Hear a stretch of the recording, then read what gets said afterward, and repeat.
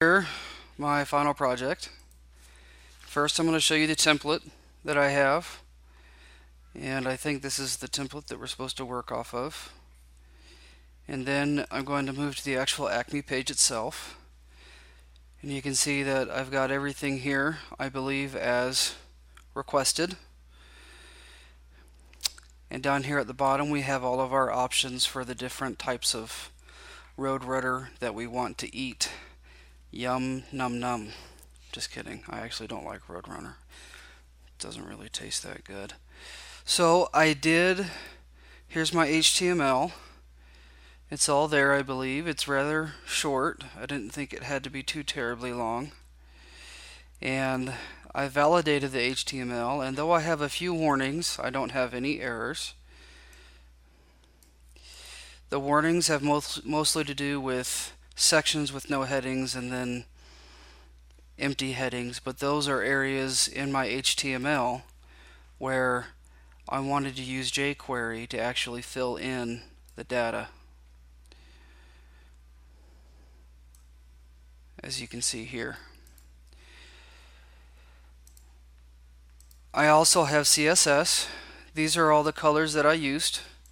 I like to put the colors that I'm going to use in comments, usually at the top of the CSS page.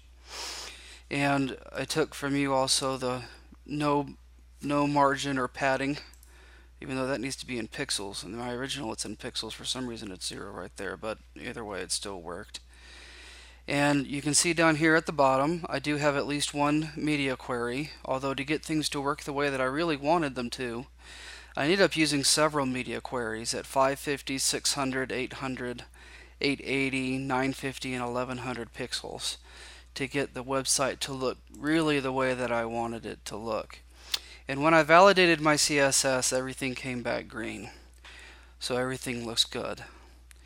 And of course, I have all of my JavaScript in here as well. I tried to keep my JavaScript as short as possible, and so it did take a couple of tries to make sure that that could work, but I was able to make it work. And on a large regular size screen, you can see here that I can go through and look at the different products that are available. And I suppose I could have made the pictures a little bit different, but we were given certain pictures to work with, and so I didn't mess with any of the picture sizes per se. As far as it being responsive, I started over here at a width of about 300 pixels, which is typical maybe of some of the smaller phones, but as you get bigger, of course, some of the phones will be bigger. And as this comes up, once I hit about something that might be a phone turned sideways or perhaps an iPad, the ACME Rocket description jumps from the bottom in the gray area up onto the picture itself. And then the pictures down here generally stay, it's all in line on a phone when it's up, but when the phone is turned to the side or when you get an iPad or something of the sort, these will stay into a diamond or square shape. And I kind of left the diamond shape because I like the way that that looks, but that is there. And as it gets bigger, it continues to go back and forth. And so I know for myself, I have a Galaxy, and so this might be something that I use, but others may have something that's slightly smaller. So if I click on traps, I did make the picture smaller, and so I still have the description sitting next to the picture.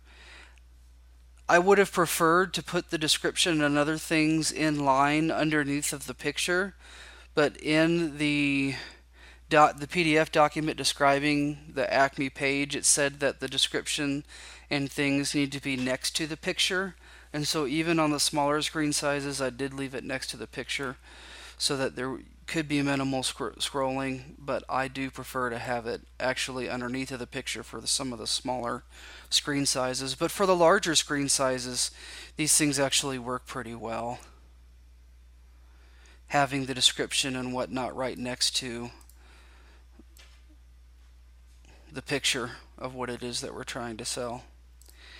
And that will be it. Thank you very much. Have a nice day.